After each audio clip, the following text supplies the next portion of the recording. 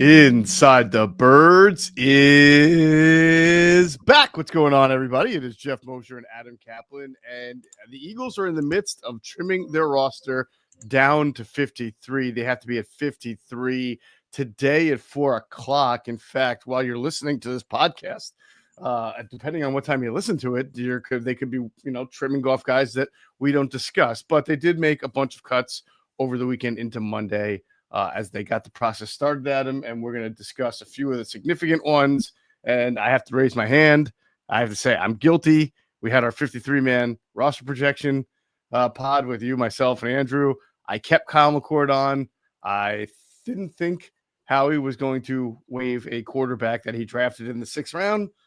I was wrong, but credit to him. He didn't keep a player on the roster just because he drafted him, which we have seen him and other GMs do in the past. But he is no longer with the team. Yeah, so that's it. I mean, it was one of those, did he deserve to be on the roster? The answer was no. He just didn't perform. Like, he did some good things in OTAs.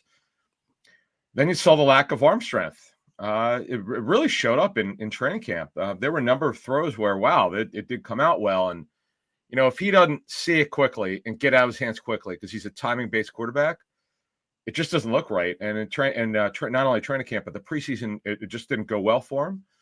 Now we'll see if he's not claimed. You would think that at least they'd want him back in the practice squad, work with him. Yeah. But let's put it this way: if he's not claiming, he's not back in the practice squad, it tells you that they really didn't want him back. So we'll see what happens. Yeah, one thing that made me think that might not happen is because I would think they would also want DTR, Dorian Thompson-Robinson, who is also waived. I would think that they want him on the practice squad, because generally you would like a third quarterback, one that's on your practice squad, to run your scout team when you have to play against guys like Jane Daniels or Kyler Murray or Josh Allen, guys who could run around and have good athleticism and throw the ball. And DTR has a good arm. I mean, he didn't have a great preseason either, but he can obviously move around the pocket and he can throw the ball. So if they want that for their scout team, that means they would have to have DTR and Kyle McCord back. And as we've talked about this before, yeah, you have enough spots on your scout team, but it's hard to have 4 quarterbacks because it means somebody's not getting a lot of reps. I mean, they're just basically in your building getting mental reps because you don't have enough. You barely have enough for your backup quarterback to have. Remember, though, they did trade for Sam Howell, so Sam Howell, in a sense, can handle that because you've got. Point. I didn't think of him that way, but he does move around well. Sure, yeah, he's pretty good. Yeah, he's a pretty good athlete. So you got Hurts, you got the McKee issue with his finger. There are questions about whether it'll be week 2, as we understand it, week 3, week 4. No plans as of now to put him on IR. So they're going to be holding, for now, 3 spots for quarterbacks: Hurts, McKee, and Howell. But still, I could certainly see them having a 4th quarterback in the practice squad. They don't need 5, but 4th, you could see a 4th. Do you like to have a developmental guy? That's what that would be all about. Yeah, so I think every situation, to your point, is on the table now. With Howell being a guy who can run around and simulate, you could have just 3 quarterbacks, all of them being the 3 that they're going to have on the active roster. You could have 4, bringing one of them back to the practice squad that you waived, or you could have 5, which would be, I think, the least likely of the scenario, but possible if they want both back. But yeah, I think every single scenario is on the table. Yeah, 4. Yeah, I don't. 5 won't happen. 4, yes. So. Yeah, DTR, man, you'd see it every once in a while. Boy, the ball would come out much better than McCord, but he'd be indecisive, in accuracy issues. So, yeah, it just didn't work. Wouldn't surprise me if the Raiders claimed him, just because of the Chip Kelly situation where Chip coached him in college. So we'll see what happens. But, boy, Kenny Pickett being traded. Kenny Pickett is former Eagle quarterback. He continues to move on. Now he's with the Raiders. Go west, young man. He keeps just going west and west. Yeah. What a career for him.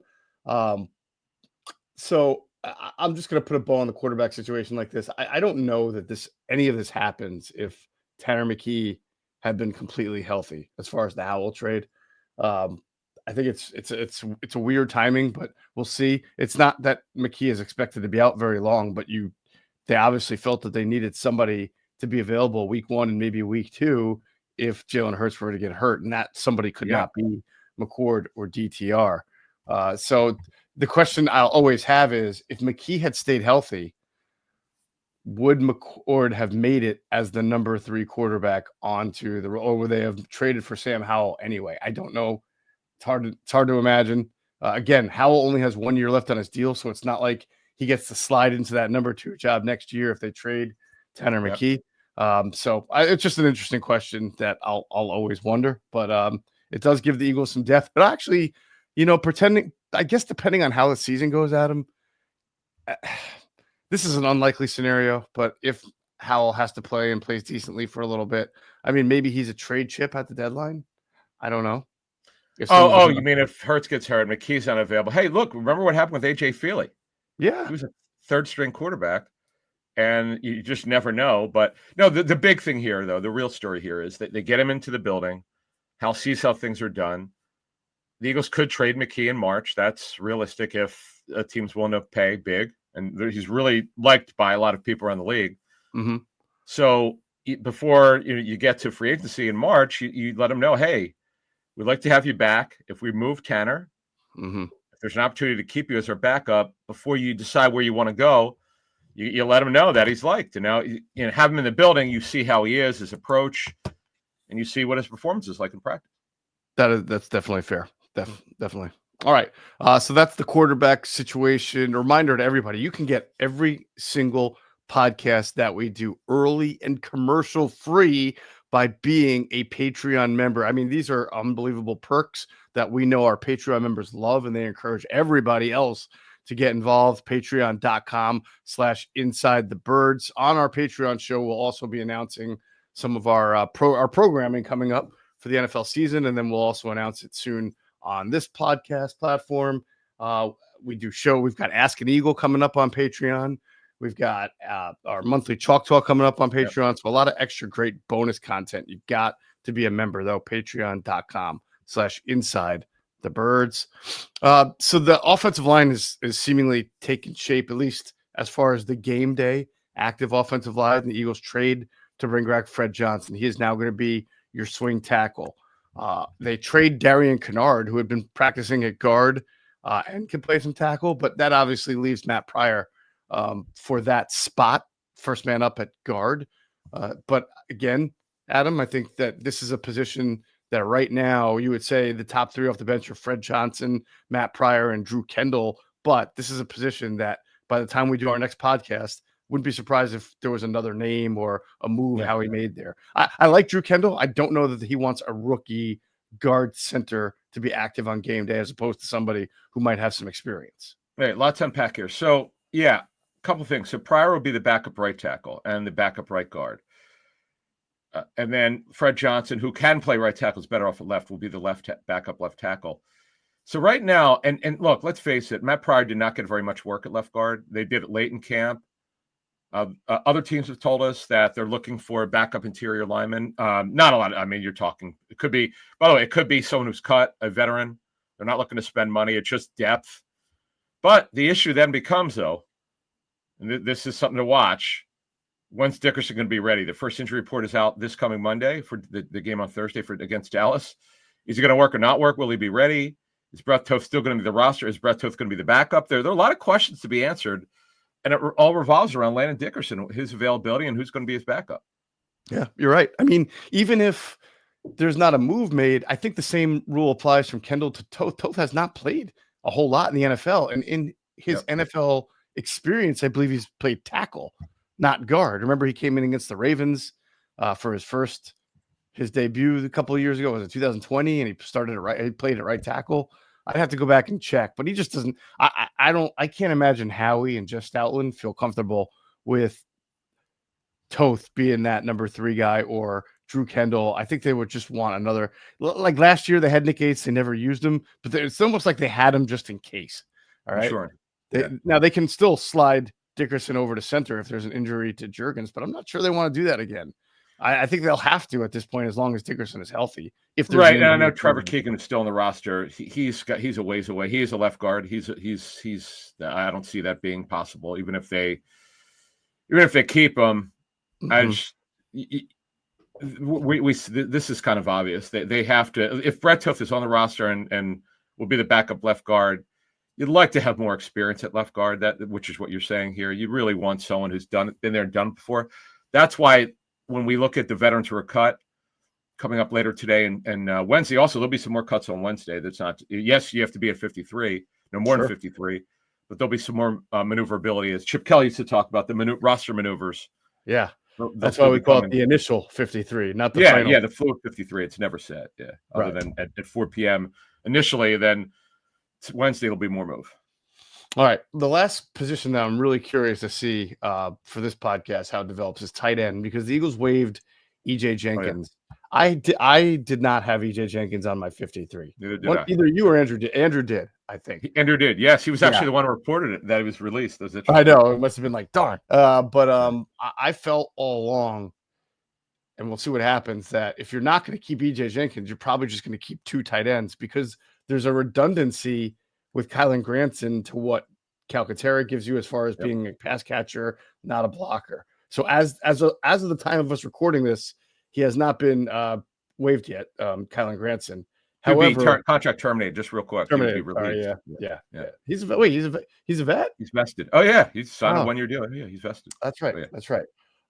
So for that regard, it wouldn't surprise me if both guys are back on the practice squad. I guess there's still a shot that Granson sticks as the number 3, but they clearly don't have a blocking tight end outside of Grant Calcaterra, even if he's not. Yeah, Goddard would be the Y. Yeah, so Calcaterra's the F.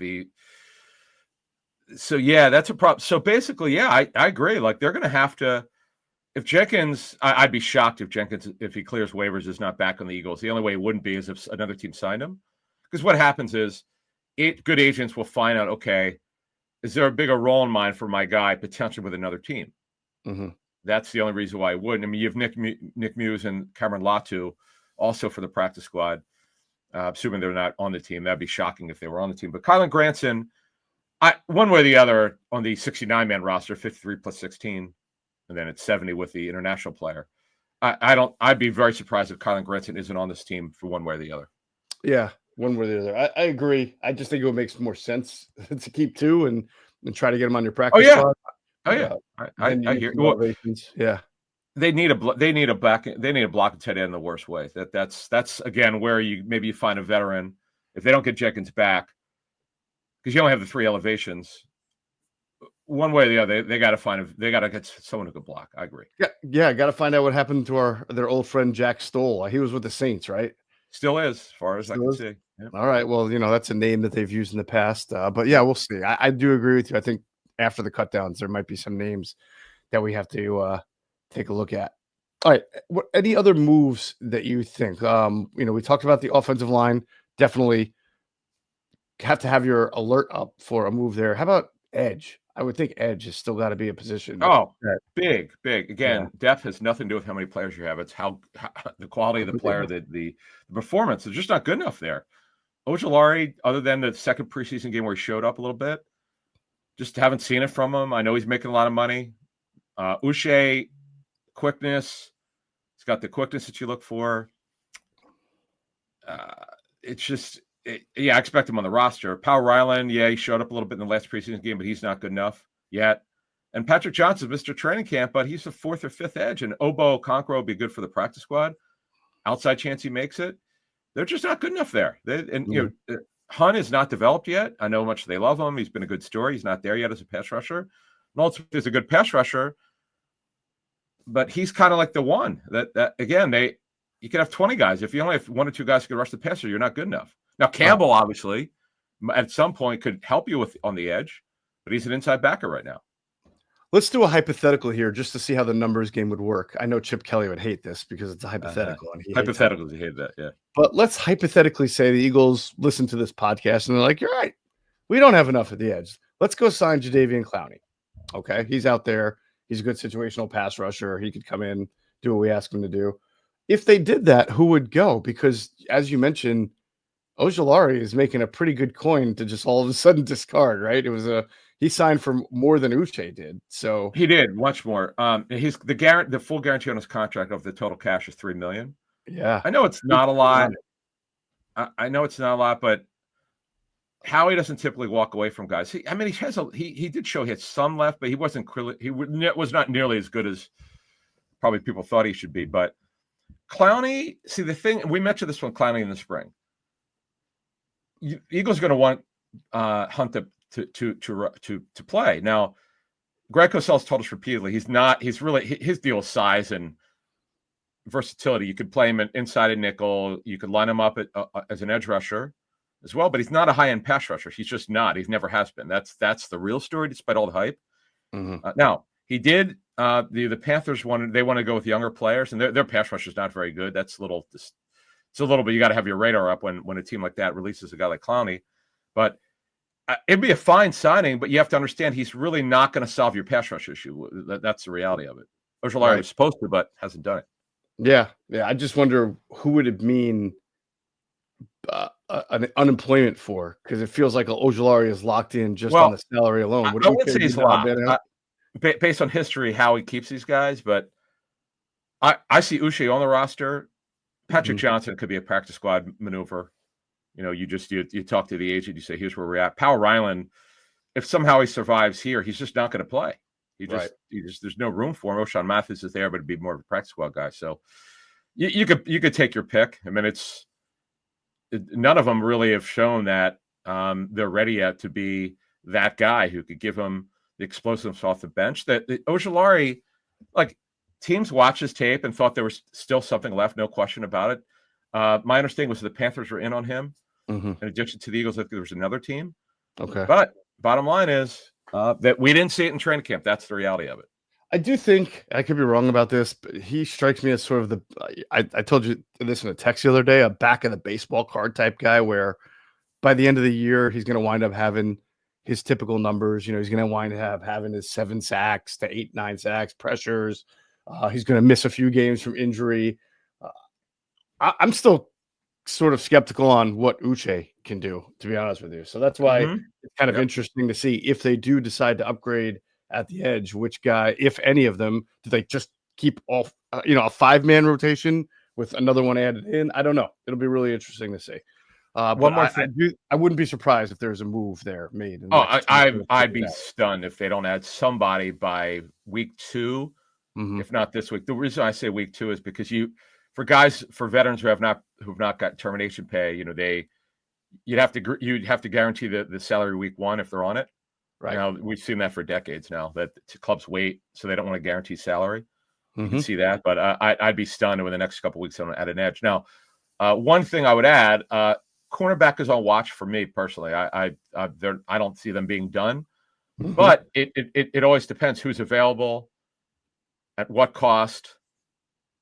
Is it? Yes, right now it would be Adoree Jackson starting week 1. Right now he would be the week 1 starter opposite Mitchell. But they're not. They're just not good enough there. Howie's one, and what makes him great at his job, he's tireless. He doesn't really. Maybe 4 or 5 years ago, he'd be unrealistic with, okay, let's just wait this thing out. I don't see that if the right opportunity happens. Now, also from what other teams are telling us, they're not looking to take on big salary. That's been very clear from other clubs. Yep. Which is what we reported in March. They're on a cash budget organizationally. And that's still held true. Now, you never say never with Howie. Whatever you can't totally eliminate a big salary coming in. It would be certainly surprising based on what we've been told for several months. Yeah, that is absolutely true. I can double confirm that with you, but just based on conversations I've had this week. They're not spending. Yeah, you were telling me that. Yeah, you were hearing from other clubs. No, they're not looking to take salary on. So no, it's funny because the joke is Howie will ask about every single player that a team has, even guys of starting caliber. They'll be like, why would you even ask for that guy? And that's just Howie's nature. But it's been made clear to other teams that they're not trying to take on a whole lot of salary, which, hey, if you look at, I wrote a story on phillyvoice.com examining every off-season signing and trade that Howie made this year. And they all, it reminded me of 2 years ago. Remember we were joking where there was that baseline number of, it was like everybody was signing 1-year deals with $600,000 guaranteed. Oh, yeah. It was like Greedy Williams. It was this guy. It was that Terrell Abbott. Everybody. Yeah. Well, this year it was sort of similar. It felt like the 1-year, $1.22 million contract for like a third stringer was the contract du jour for the year. So, but it is interesting. This is going to be it's going to be very interesting for fans, right? Because this has been a very different type of free agency than last year. No, not a whole lot of star power like Saquon Barkley, and you're probably not going to get a player who just becomes an overnight success like Zach Bond became, or even a Mekhi Becton. So far, in fact, a lot of the deals that Howie signed this offseason, a bunch of them already not made the team. So it's going to be pretty interesting to kind of look back on it when it's all said and done and see what kind of free agency period this was, knowing that the Eagles cut their spending considerably from years before. Yeah, the cash spend is, I mean, they're not the only team is doing this, just Right. to be clear, but this one was something we had heard from around the league going back to maybe the first or second week of March, like they're going to be way down a cash spend.